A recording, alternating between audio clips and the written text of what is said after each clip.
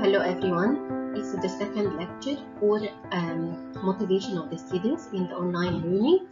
Some tips and tricks which will help for motivating students in the online process. I'm Hindi Yassin, lecturer in the Department of Medical Biochemistry and Molecular Biology.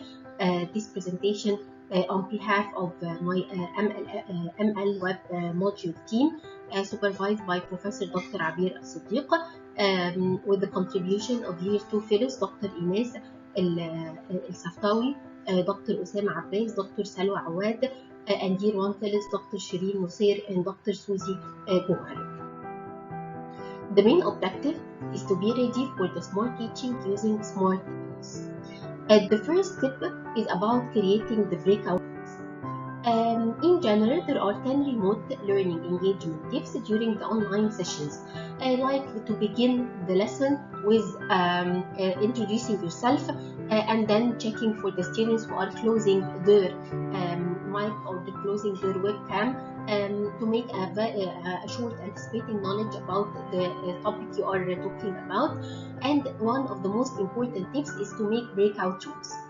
Making breakout rooms is very easy and it's available in the softwares like Zoom, the Microsoft Teams, and the Google Meet. In short or simply, it entails the division of the student into small groups, each with a mentor with a supervisor. This is the easy process, the well-known process of making the breakout rooms.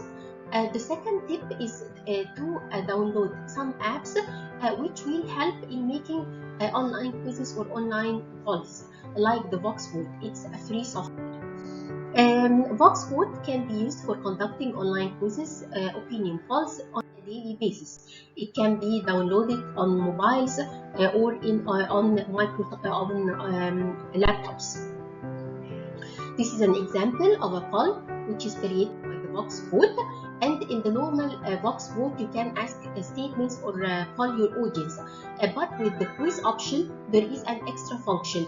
The Voxvote, the app, can create an Excel sheet with all the data. You can define each response per respondent, and also it can create an Excel report which facilitates the process of statistical analysis. The third tip and trick is online test with multiple choice questions, the MCQ question. The online test with the MCQ question can be done daily using softwares like the Testmus, the Google Forms, or the Classmaker. This is the example of the Classmaker, the Google Forms, and anti-cheating mechanism can be used simply. You can increase the number of the tests with variable difficulty levels. You can introduce varying time duration for the test. You can disable the copy and paste opinion in case of the short answer questions. All that will facilitate that the lecturer will be sure there is no cheating in the exam. This is an example of the Google Docs. And the Google documents can be done for collaborative writing. For example, if there is a case problem which involve the answer of many students in one team, for example, and this is a single topic and the students can contribute in solving the problem both synchronously or asynchronously.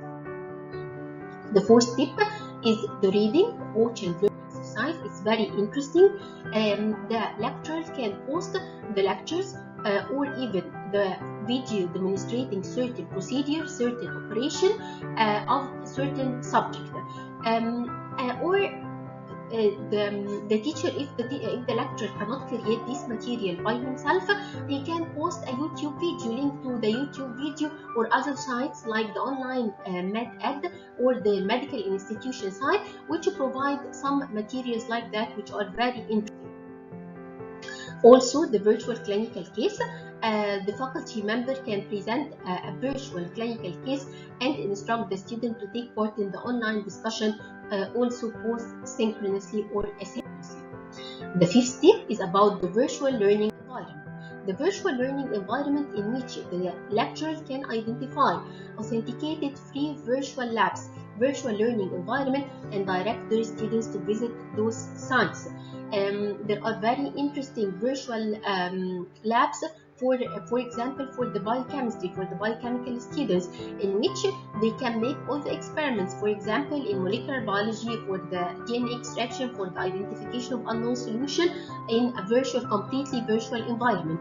Also, amazing virtual labs for the dissection of the anatomy. The second point here is the use of the recorded authentic clinical cases, like many clinical cases with even case vignette, and then provide appropriate directions using electronic health records to elicit proper response. And this will foster rational and creative thinking among the students, the collaboration among students. Also, simply video lectures, PowerPoints with voice-over and slide notes, and circulate them to their students, followed by the self-administered online objective type test. Fortunately, the publishers like Elsevier provide free online teaching learning resources for the health professionals, and the lecturers can identify such sites and they can send the links of these free sites to the students as learning resources. This is an example of the Medscape, which provide online medical simulations. They offer real-world scenarios and patient interaction. It's very interesting, like in this picture, in which they provide the picture of the patient, the history, the investigation, and even if there are some procedures which were done for the patient, there are illustrating videos. Actually, it provides very safe, true-to-life environment for learning. This is another example on the Medscape education website. The sixth tip and trick is to make students as creators of their own learning resources. It's very effective. The students may be asked to create their own educational videos or even PowerPoint presentation with slide over and with voice-over and slide notes.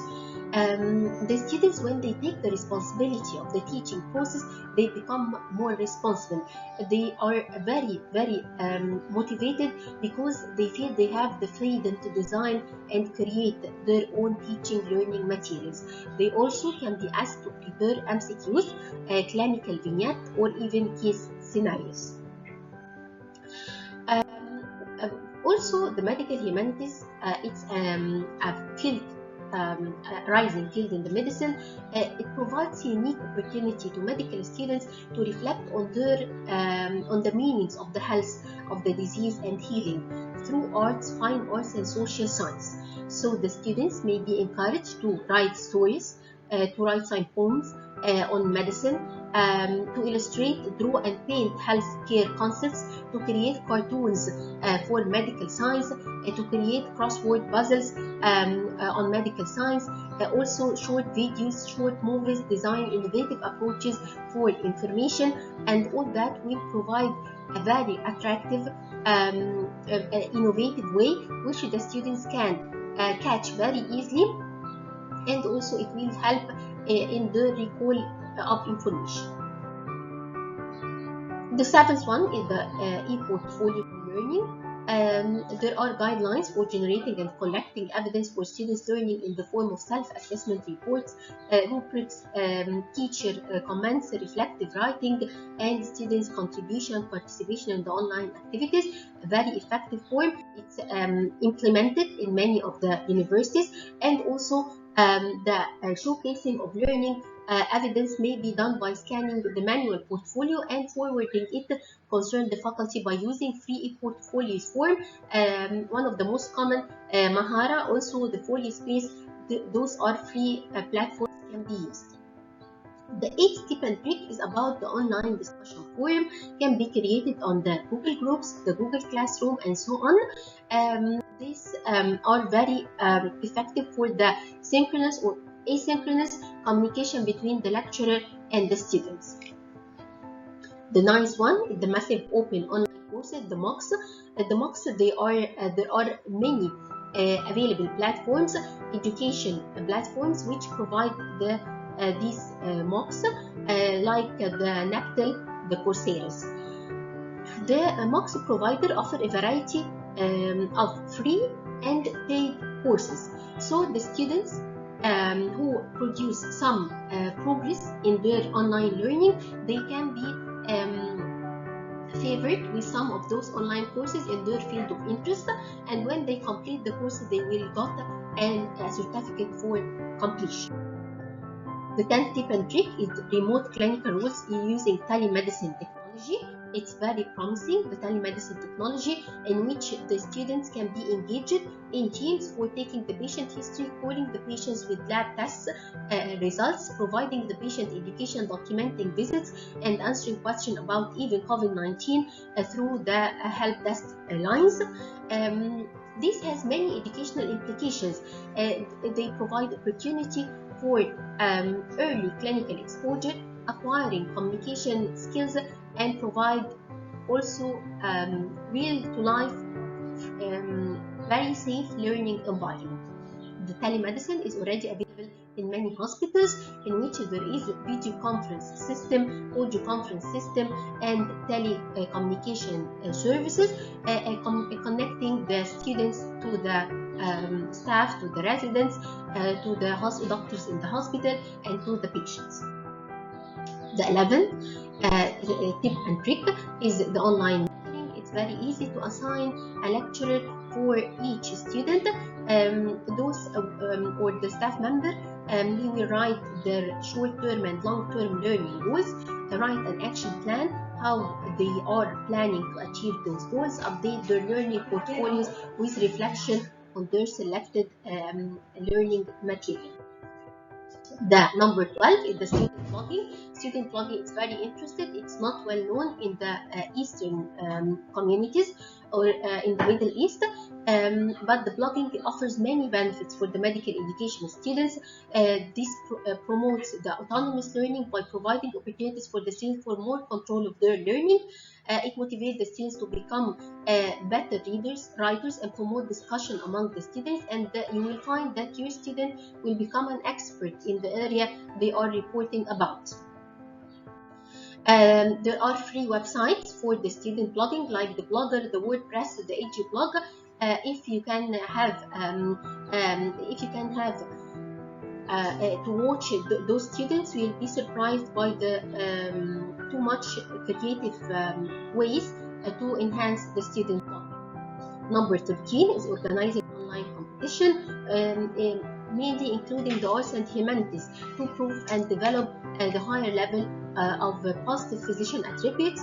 You can provide, for example, very easy a competition between the students to make a short video or a cartoon movie for the habits which should be acquired by the children with hemophilia. It's a chronic illness which require certain behaviors and certain precautions by those children. So the students can, you can make competitions between the students to provide the best material for this health education mission. It's very interesting and very effective. The last tip here is to access to the Institute's online library. Actually, the uninterrupted online library services, including the online books, online learning material, a virtual learning environment, lots of well-designed activities depending on the content and the level of the learning, will help the students to focus well on what to read and how to organize their learning experience. And also maybe some books will be provided to those students, to excellent students, students who are demonstrating some of the unique achievements, so they will have access to more books, to more courses, and so on. At the end, we have a conclusion that the online learning is a great learning opportunity for lecturers to improve and for students to achieve. Thank you so much.